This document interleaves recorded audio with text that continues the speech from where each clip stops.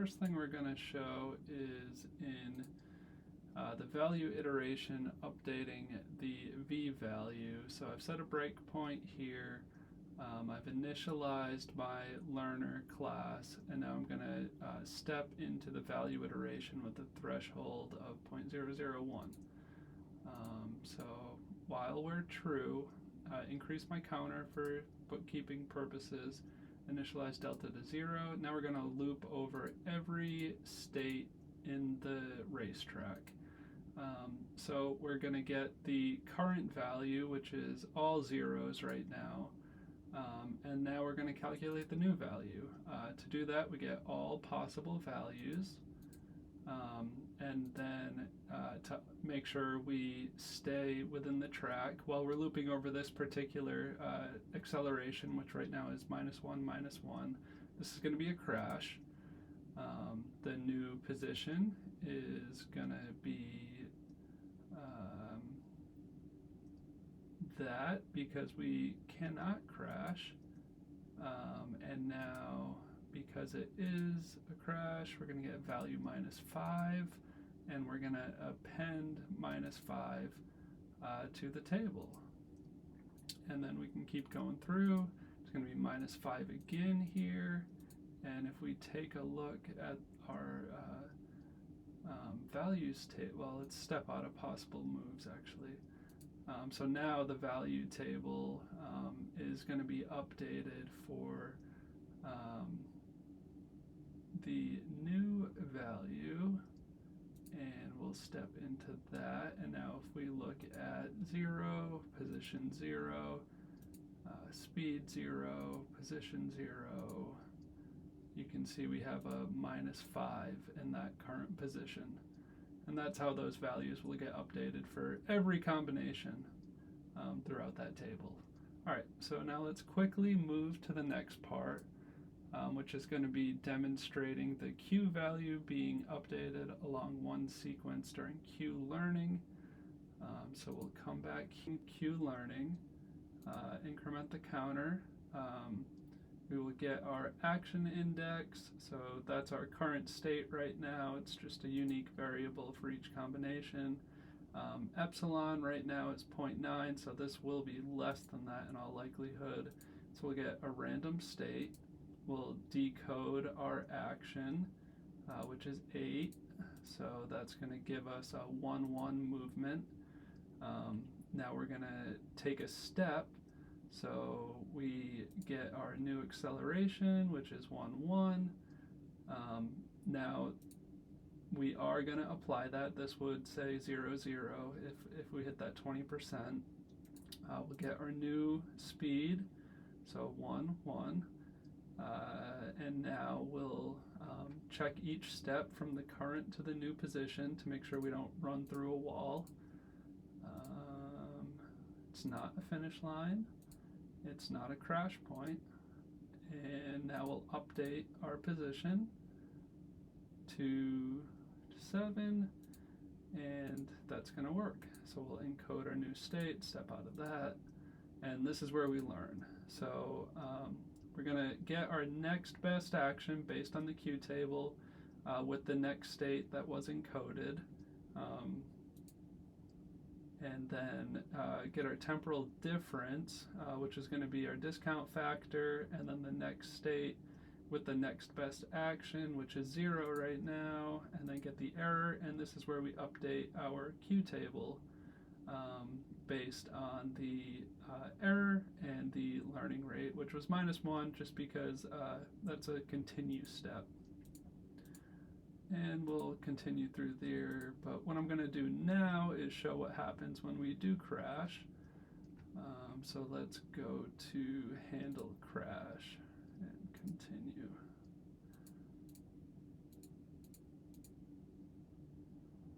Turn that off. Let's just restart. All right, so handle crash.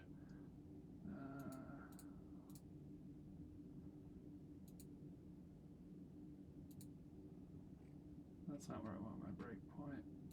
I want my breakpoint here if it is a crash.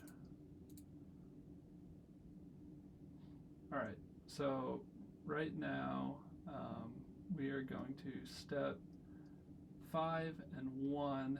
Our velocity is 0 and -1, and our current position is 1, 6, so that's going to put us at 1, 5, and that is a crash condition.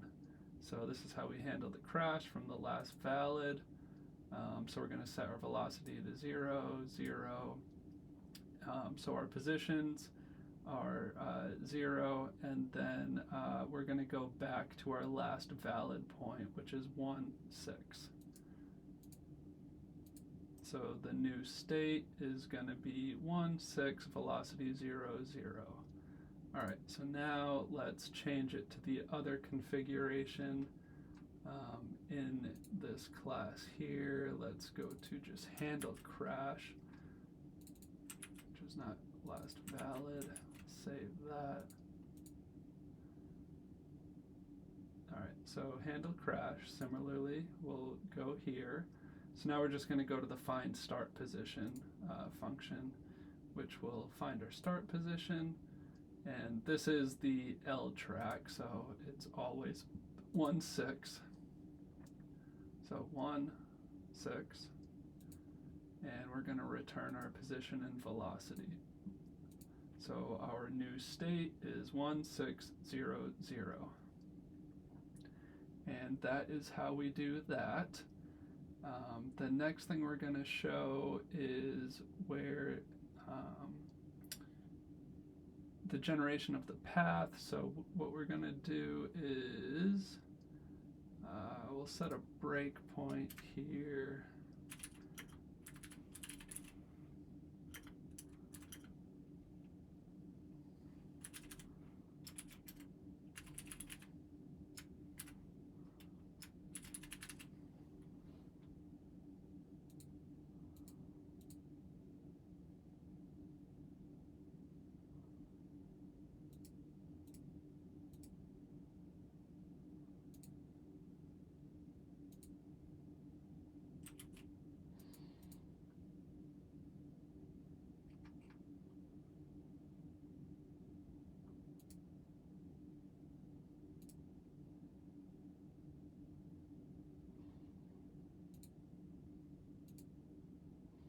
All right.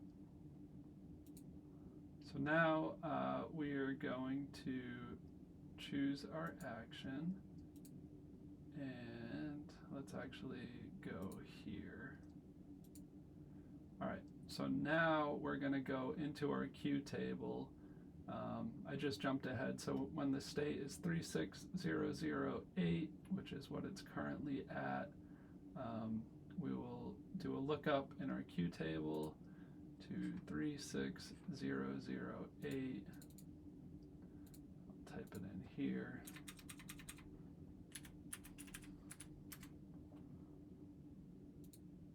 And our best value is either 0 or 1, so it'll return 0. So, yep, return 0. So now we'll get our action index for what 0 is, which is -1, -1. So our new state is going to come from that. And good, it didn't get overridden. So our new velocity is -1 and 0. So that is going to put us on the optimal path at this current point, based on what we've learned so far. All right, so the next thing we're going to do is show where a random action is selected. And I already did that, actually. That's when the number is less than epsilon. And now we will show, I already showed the restart behavior, and now we'll highlight the point where the non-deterministic response to an action occurs along the spot. So that's just going to be when this takes place.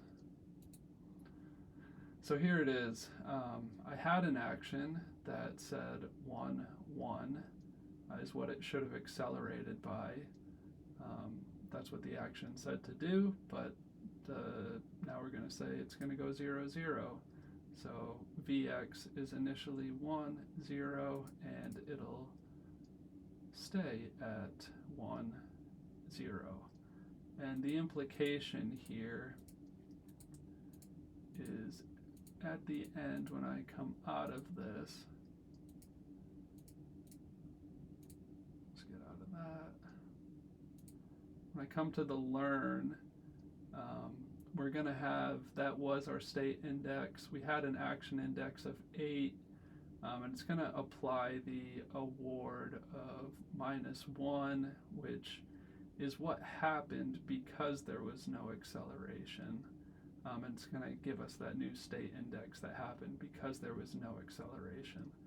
So because there was no acceleration, this learning method is, and I actually had a note here, I considered if we did nothing, if we shouldn't update it, but that non-determinism is just part of it. So we're going to update our Q table with our state and action with the learning rate and TD error as if it did happen.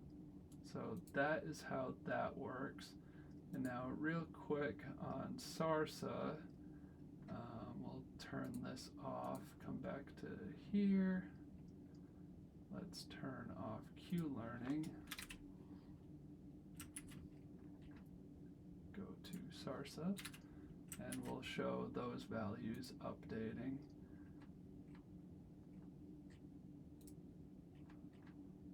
We'll just jump down to SARSA learn.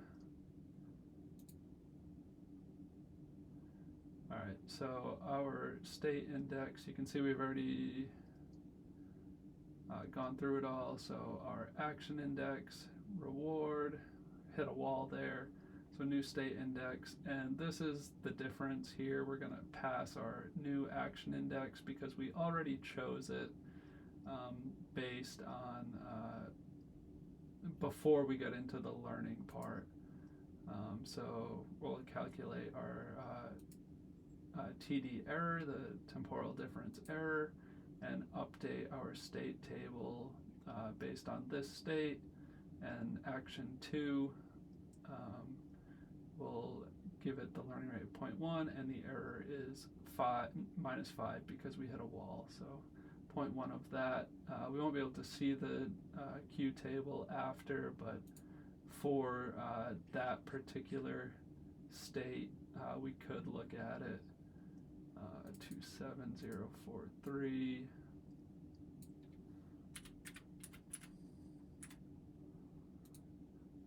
It's all zeros right now because this is the first one, but what would happen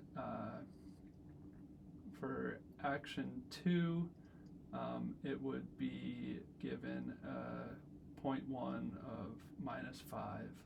So 0.5 minus 0.5 would go into value 2 right here. But like I said, we won't be able to see that there. And that is pretty much it, how all three work. Thank you. Bye.